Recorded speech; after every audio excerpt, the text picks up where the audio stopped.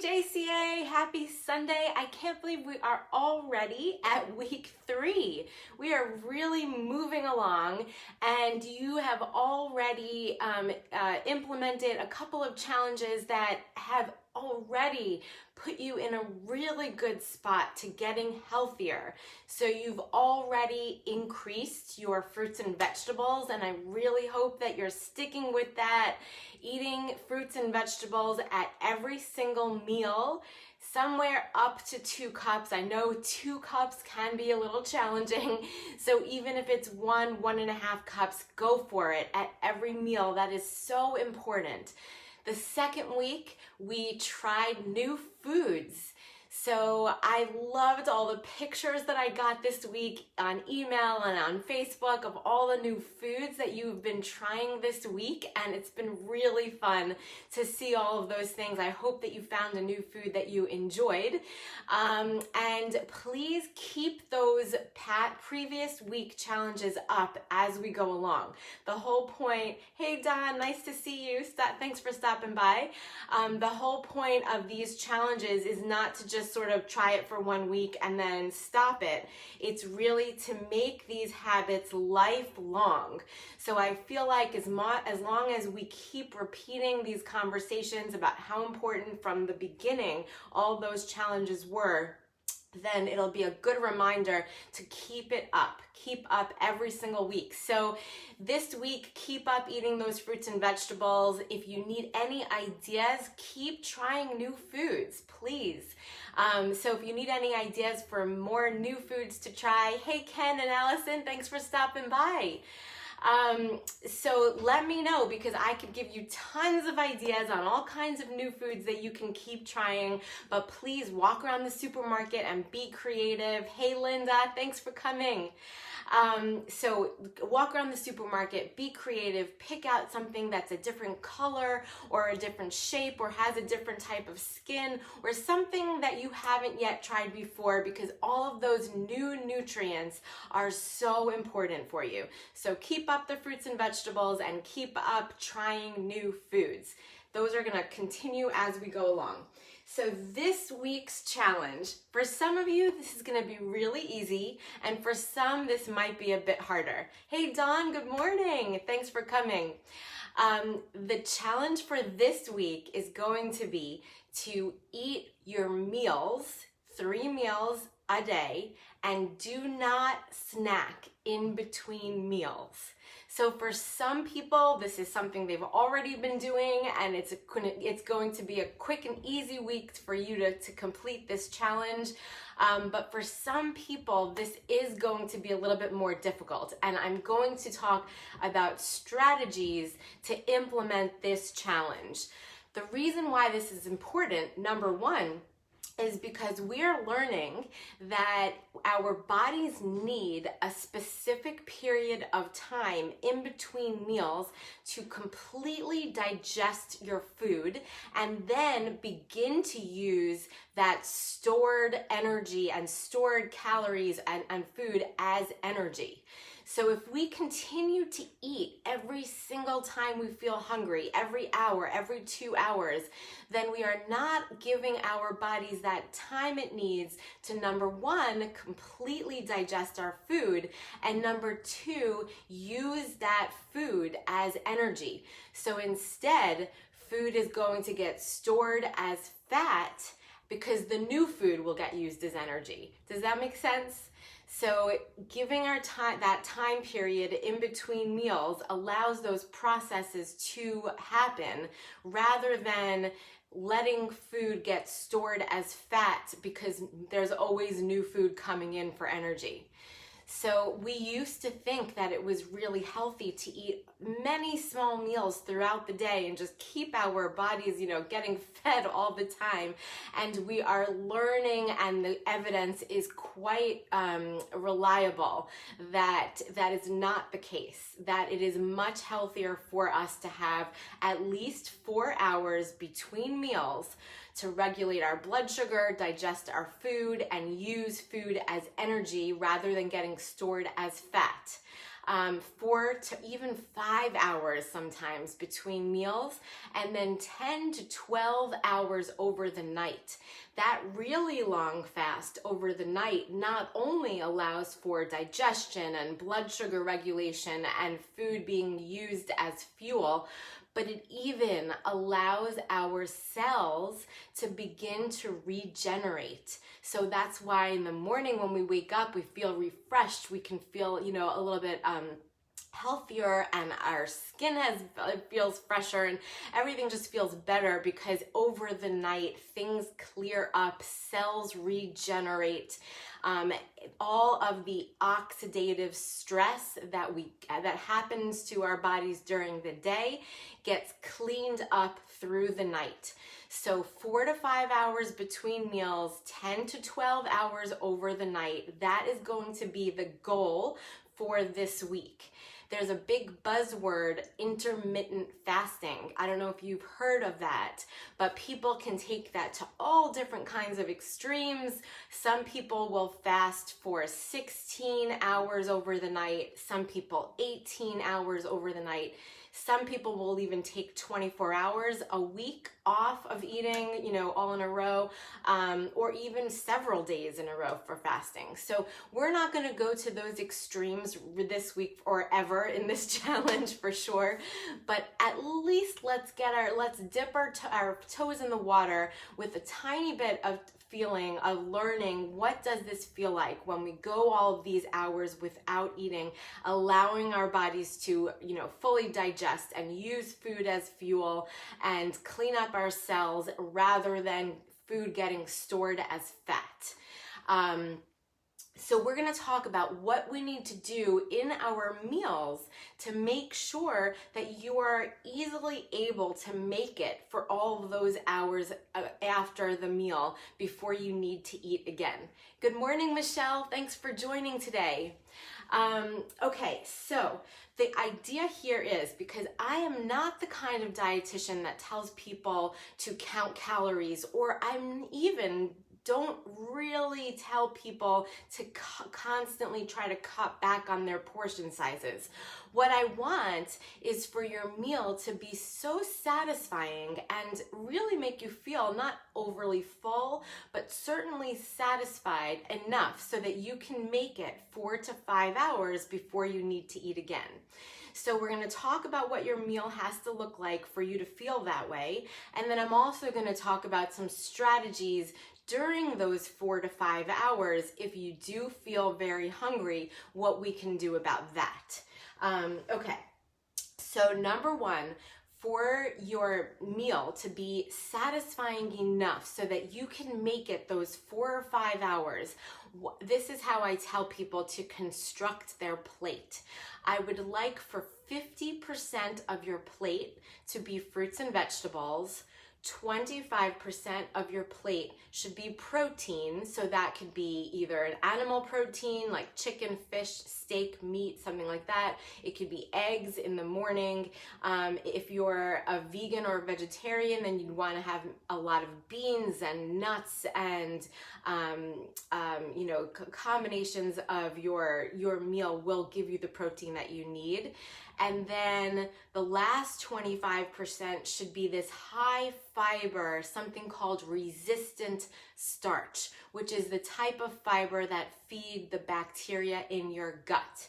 So if you construct your plate that way, 50% fruits and vegetables, 25% protein, and 25% fiber, so rice, potatoes, beans, plantain, banana. In the morning it might be oatmeal. That is the way you should be constructing your plate. Please include bread in that last 25%. So if you're eating bread in that 25%, then don't also eat potatoes and rice and things like that. It should be bread, potato, rice, one of those, not two. So I'll just repeat that again. 50% fruits and vegetables, 25% protein, and 25% either bread, potato, rice, or something like that. So that's how your plate should look. If you're making a smoothie, your proportions should be that same scenario. If it's a bowl of food, same thing. Those are the proportions no matter what.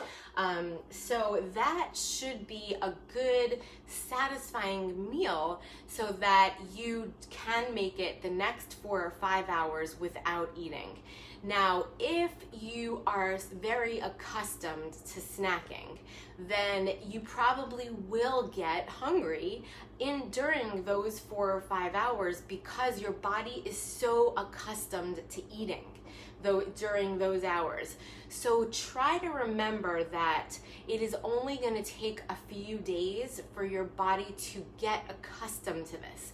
So in those couple of very first few days, like 1 to 3 days where you're just attempting to do this, try to have some herbal tea or even something that is as like low in calories as a pickle or some sauerkraut or some, fermented vegetable that has absolutely no sugar in it whatsoever, no carbohydrates, a bite of something just to get you through, but knowing that over time you are going to be trying to fend off that hunger.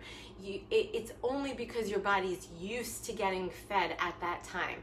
You shouldn't truly be hungry because you ate a really good, satisfying meal, and your body can certainly make it for 4 to 5 hours without food. So it's much more of a mental thing than it is actual physical hunger.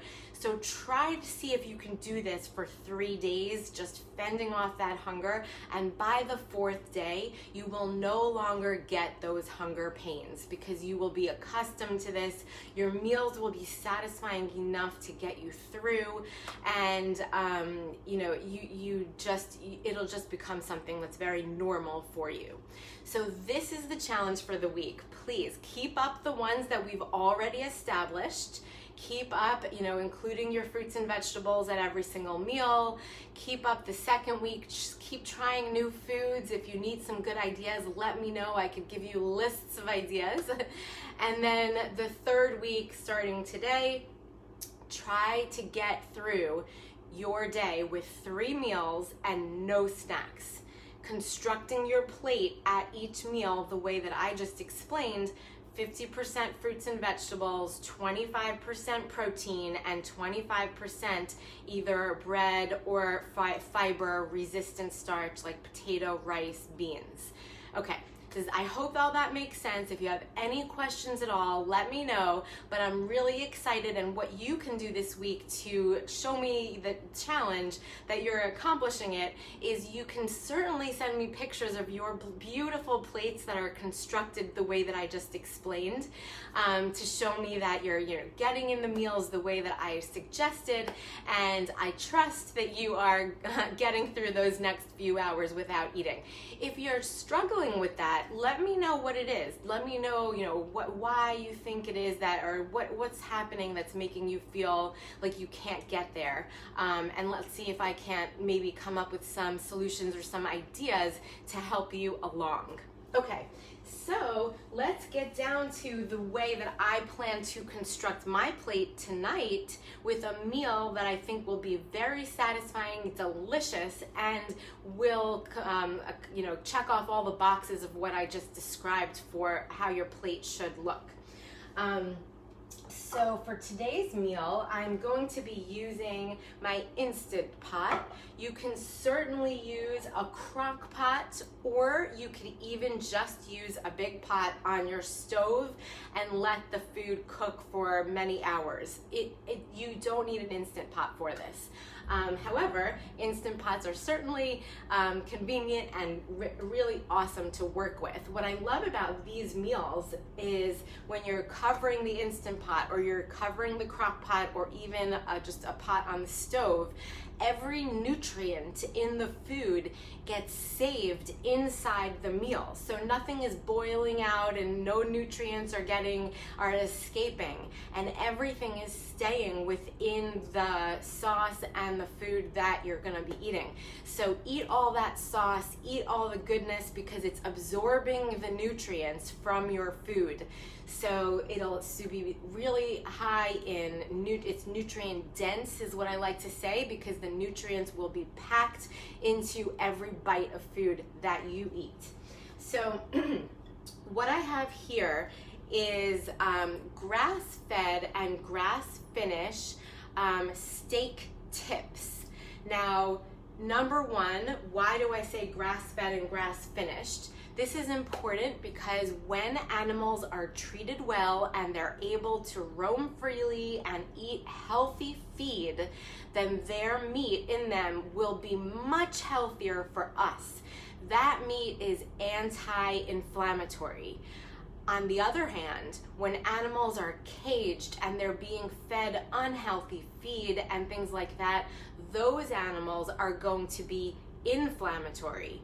So that's the opposite of what we want. So it is important to choose the grass-fed and the grass-finished. It does make a big difference choosing anti-inflammatory foods versus inflammatory. Now remember, I've said this before also, is that just if the meat on the label says no hormones and no antibiotics, that is not the same as being grass-fed and grass-finished. This is actually something you should keep in mind.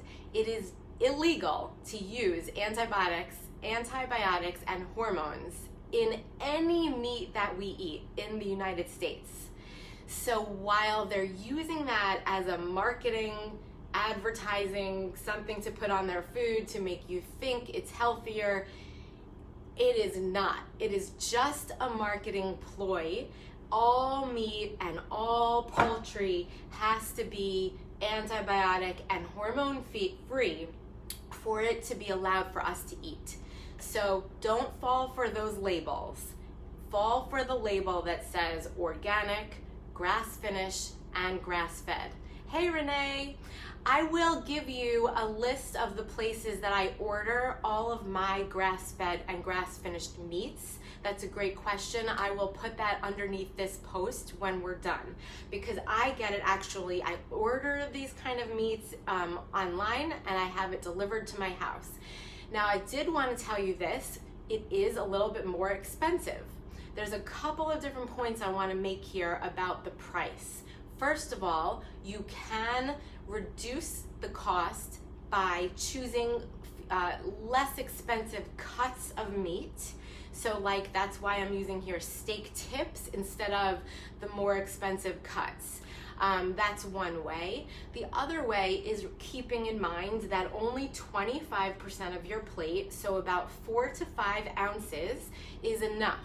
You don't need to eat 8 ounces of protein at your meals. About 4 to 5 ounces is a really good serving size, and you can treat this as a really special part of your meal, knowing that it is a little bit more pricey. Then the last point I want to make is think of every time you pay up for healthier foods, for organic foods, for grass-fed and grass-finished foods. Think, I am paying for better health. I am paying for a healthier, longer life. You're not just paying for this food right now, you're paying for a healthier and longer life. That is what you're doing when you're spending up for food. So think about that, because I think that might change your perspective a little bit about the price of food and why it is better to choose these more expensive, unfortunately, more expensive, healthier items. Okay. getting back to the fun stuff. So I have my steak tips here, and they've marinated overnight, and I wish you could smell this. I say it all the time, but I've been having it marinate, and I will give you the recipe for my marinade because this is my absolute favorite one, and it just makes everything taste so good. But it is a combination of sesame oil. So here's some sesame oil, and sesame oil is something that you can use when you're cooking at high temperatures. I've talked about this before. Oils, choose them depending on their smoke point and the temperature that you're going to be cooking at.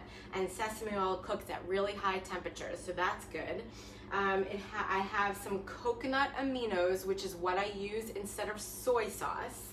So sesame oil, coconut aminos, some mustard, some rice wine vinegar, mustard, a little honey for the sweetness. Every time you're making a sauce or you're just cooking in general, you want to make sure you're getting all the different taste buds in your mouth.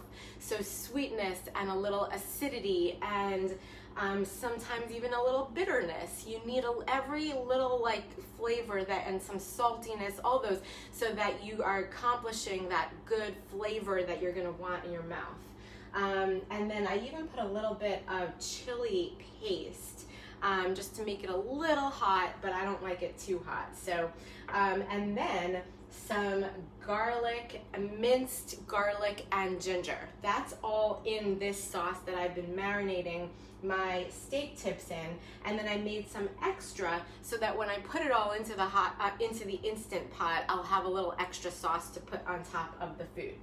The other thing that I do, and I always like to tell you everything in advance because if I don't have enough time to finish cooking, I want you to know what I'm doing. The other thing that I like to do is when I'm using my Instant Pot is I season and put some oil on my vegetables already, so that once I put it into the pot, I know this is already seasoned and ready to go. I always like to say when we're cooking that we should season in layers. So season, if you're putting your meat in, make sure the meat is seasoned. Then your vegetables, make sure the vegetables are seasoned. At every spot along the way, you want to make sure each thing gets its own seasoning so that when the food comes out, it's really nice and flavorful. Okay, so I'm going to start my Instant Pot. The first thing I'm going to do is I'm going to put it on saute. The Instant Pot gets very hot very quickly. So that you just, and what I like to do, okay, so it's on right now, it's now going to be heating up, and I usually like to put my protein in first and just let everything sear a little bit before I put everything else in, and then just close the pot and it's done. If you're using a crock pot, then you can probably sear the edges of your meat in a separate like stovetop pot just to sear all the edges, and then put it into your crock pot with all these vegetables and the sauce, and then close the crock pot and let it go. If you're gonna do it on like high, you probably need 4 or 5 hours. If you're gonna have it on lower temperatures, then you probably need 6 or 8 hours. But that's what for the crock pot. For a stovetop pot, then you would sear the meat in the pot, add everything to it, and then cover the pot, keep it on simmer for many, many hours. And with that, the good thing is you can keep testing it, you can keep opening it and testing it, so as soon as the meat is fork tender, then you know it's ready. As opposed to the crock pot and the Instant Pot, you don't open that midway. That always stays tightly closed the whole time. So that's the way, I hope that made sense for each of the 3 different ways that you could cook this. So I'm going to put a little bit of sesame oil on the bottom of the pan. Sesame oil, you just need a little, goes a really long way. So you don't have to use a ton of it. You smell it almost immediately. I smell it already. Let me just get some utensils, that would help.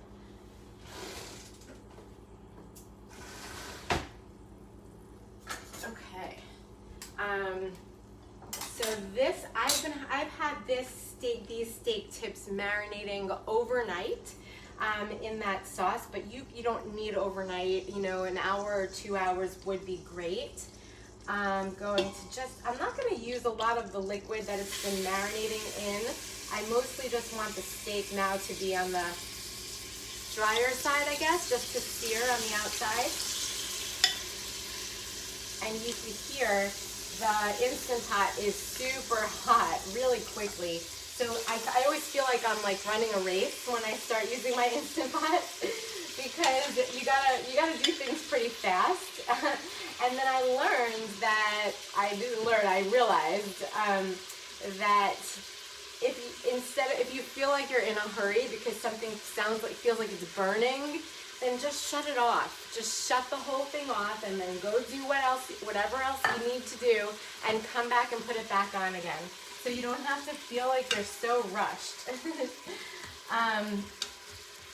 You also, this does not have to be steak tips. You can absolutely use chicken. You could even use fish, salmon, and honestly, you could use any type of protein that you like for this. It does not have to be steak tips. Anything would work. What I was going to say is the reason that this is going to fulfill the recommendation that I made earlier today about the way to construct your plate is because I'm going to get my 25%, obviously my protein from the steak.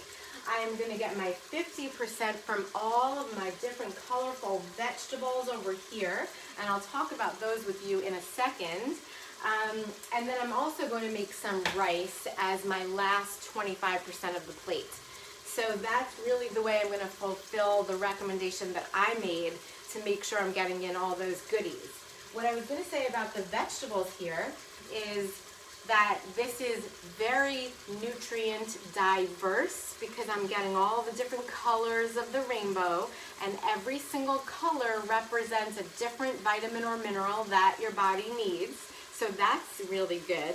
And then the other thing is, in order not to waste, we talked about, budget and trying to be careful with saving money with your food.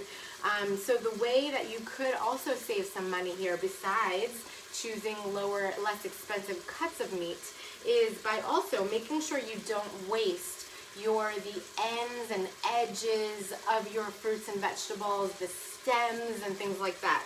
So what I have here cut up is I had some stems of broccoli that were just really tough, and they can't just easily, saute with the florets of broccoli because they just would take a lot longer to cook. So I cut the stem off, and this is a perfect meal to use them for because it'll be cooking in there for quite a while. They'll definitely soften up and they will taste delicious. So don't throw away those edges and ends. I mean, to me, it comes even down to like the skin of onions. There's actually nutrients in the skin of onions.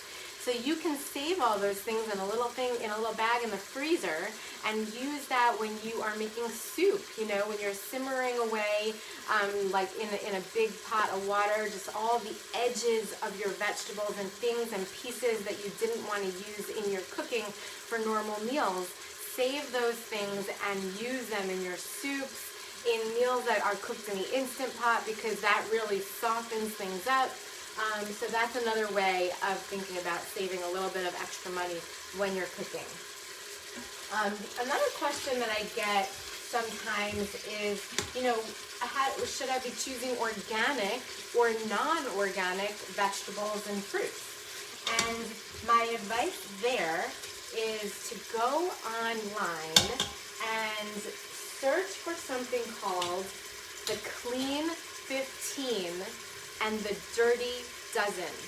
And that is some research that was done where they found that certain fruits and vegetables were really high in pesticides and some of the ingredients that we're trying to avoid that are unhealthy. And some fruits and vegetables, like ones that have thicker skins and ones that are farther away from the dirt, and they just did not absorb the pesticides as much. So the Clean 15 and the Dirty Dozen is where you would get those two lists of foods, and it would tell you which foods it's probably important to choose organic, and which foods, it's okay, you don't really have to get them organic. So that's my advice there. Search for that online, the Clean 15 and the Dirty Dozen, and you will get the answers that you need with regards to organic versus non-organic fruits and vegetables. Okay. All right, I think the steak is ready to go. Because I did a lot of preparing beforehand, I already have my vegetables cut up. They're already seasoned. I have my sauce. The only thing I'm going to do in the middle is I'm going to move my steak to the edges of the pot, and I'm going to put in my minced garlic and ginger. Those are so healthy for you. Ginger and garlic are just, they're anti-inflammatory. They are good for your blood pressure. They are, they fight actually flus and viruses and things like that, so they're antimicrobial. They have lots of health benefits. So I try to use those kinds of foods whenever possible. Garlic and ginger are super healthy. They only need a minute to cook before they melt, and you just want to mix everything up quickly because you don't want them to burn. And the other thing I was going to say is with ginger, you only need a little bit. Like even like a half of a teaspoon of minced ginger is enough. You know, maybe a little bit more than that. But you don't want to overdo it because the taste is, it's strong and it really goes a long way. So I smell it, I see it, you know, melting up. The other thing I would say about the Instant Pot is that people think that you have to use like an entire cup of water, like a ton of water, to make sure that nothing burns. And what I've learned over time is that if I use too much water, it becomes too soupy, and it doesn't feel like I'm eating like a drier meal. It really feels like we're just eating soup. So you actually don't need as much water as you think. You really just need a tiny bit just to make sure that things aren't sticking at the bottom. If you close it and after 2 minutes or so you get the word fire on there, it feels scary, but it's not that big a deal. Just open it up, give it a little mix, add a tiny bit more water, and close it, and you'll be fine. So you know this machine will tell you if you didn't add enough water. It will give you that symbol, the word fire, and you'll know, and so you'll open it up and you'll just fix it all up. But I sort of try to err on the side of less water than more, because like I said, I don't want this to be a soup when it's finished. Okay, so that's ready to go. I'm going to put my vegetables in here. It really does make it easy when you've seasoned everything in advance, so you don't have to worry about, you know, after you put it in, having to season it then. So getting in all my, actually, I think I'm going to use my hands, because that's going to take me a while and I'll probably make a big mess. Okay, I have some shiitake mushrooms here. That's an awesome addition. Oh, so I didn't tell you which vegetables I was using here. I had my green, red, yellow peppers, purple onion, shiitake mushrooms, and the stems of those broccoli that I told you about before that I didn't want to waste. And this is a perfect spot to use them because they'll be cooking in the Instant Pot for a while, and they will definitely have a chance to soften up. All right, and then here is that additional marinade that I told you about that has the sesame oil, rice wine vinegar, coconut aminos, honey, mustard, a little bit of chili paste, and then just some seasonings like salt and pepper. Okay, let me give my hands a wash. Oh, and I also put in a squeeze of lime. I told you it's really good to combine all the different flavors that your mouth wants. So sweet, acidity, bitter, salt, all that, pepper. You know, having all those flavors is a good rule of thumb when you're trying to make a sauce.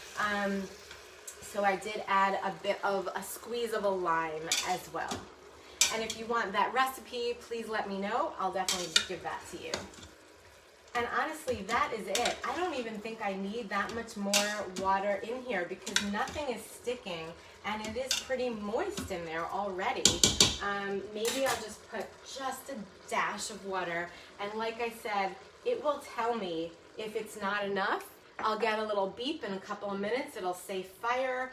I know that sounds scary, but there's no fire going on. It's just getting stuck at the bottom of the pot. You just open it up, give it another mix, add a little bit more water, close it up, and start it over again. Okay, there we go. Instant Pot closed. Put the turn this thing to make sure it's on, it's not venting, that we are actually closing it tight so that the air is gonna stay in. And I'm gonna put it on meat.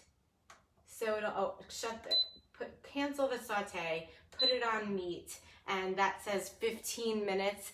As you get to learn your Instant Pot, you kind of know when you want something that's only gonna be 10 minutes or 15 minutes.